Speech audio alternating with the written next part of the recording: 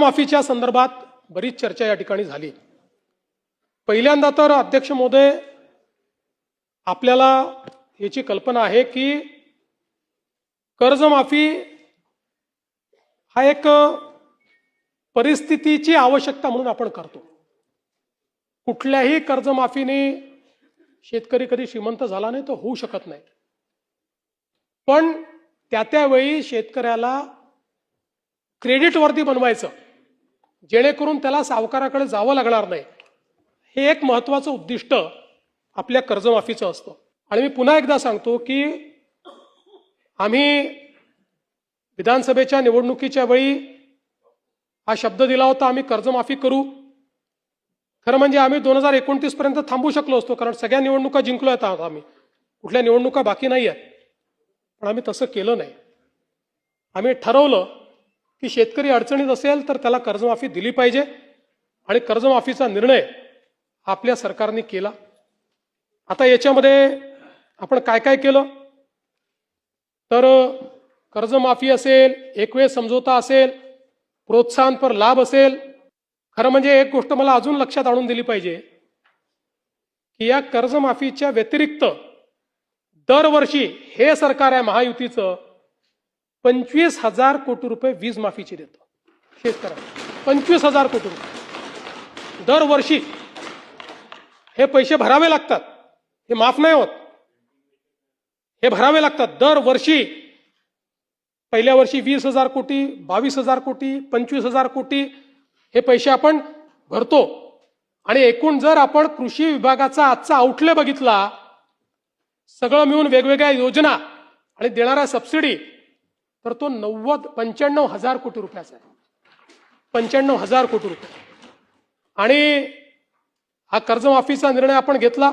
आपण राष्ट्रीयकृत बँका, व्यापारी बँका, खाजगी बँका, जिल्हा मध्यवर्ती सहकारी बँक सगळ्यांची बैठक घेतली, आणि या ठिकाणी त्याच्या आधारावर सगळा डेटा घेतला, आणि त्यानंतर मिळालेल्या माहितीच्या आधारावर पुण्यश्लोक अहिल्यादेवी होळकर शेतकरी कर्जमुक्ती योजना आपण तयार केली।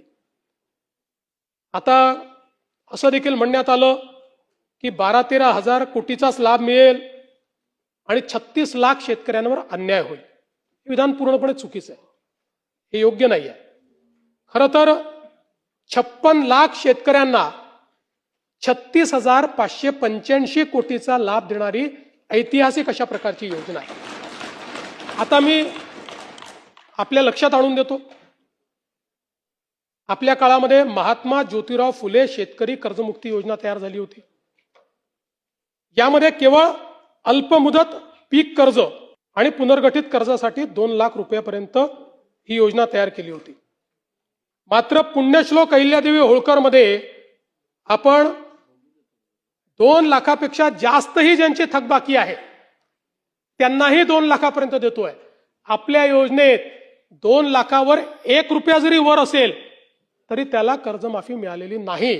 इथे 2 लाखाच्या वर असेल तरी त्याला आपण ती कर्जमाफी देणार आहोत।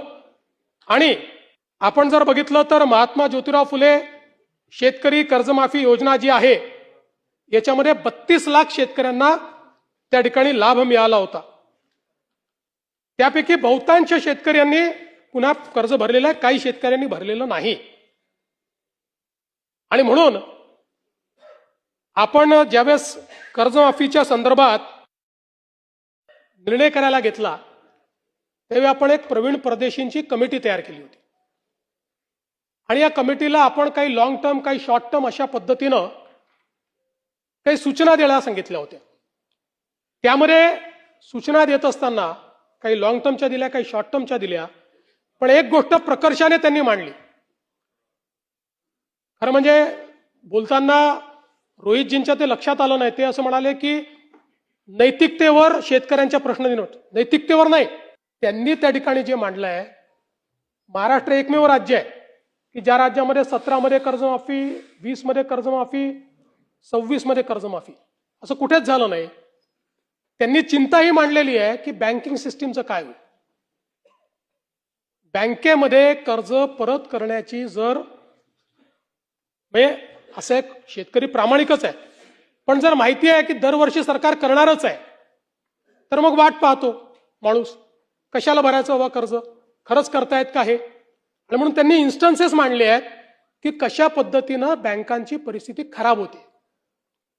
आणि म्हणून त्यांनी हे सांगितलं की काहीतरी डिस्टन्स ठेवा. ज्या लोकांनी कर्जमाफी मिळवली आत्ता नुकतीच किंवा मागच्या कर्जमाफी योजनेत, त्या लोकांना जर पुन्हा कर्जमाफी त्यातले जर काही झाले असतील तर त्या ठिकाणी तुम्ही एक विविक्षित रक्कम त्याकरता भरा. पहिल्यांदा तर त्यांनी सांगितलं की तुम्ही त्यांना घेऊच नका, नाहीतर बँकिंग सिस्टीम कोलॅप्स होईल. पण मग त्यांनी सांगितलं की विविक्षित रक्कम भरा, काही रक्कम त्यांना भरू द्या, म्हणजे मग या ठिकाणी बँकिंग सिस्टीम चालेल. आता मुश्रीफ साहेब या ठिकाणी आहेत.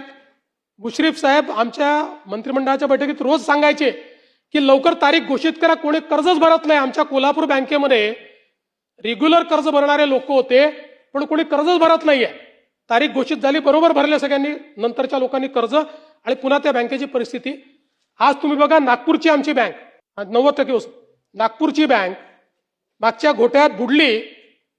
आज शेतकऱ्यांच्या तुलनेत सगळ्यात कमी जर कर्ज कुठे मिळत असेल तर ते नागपुरात मिळतं, कारण बँक नाहीये.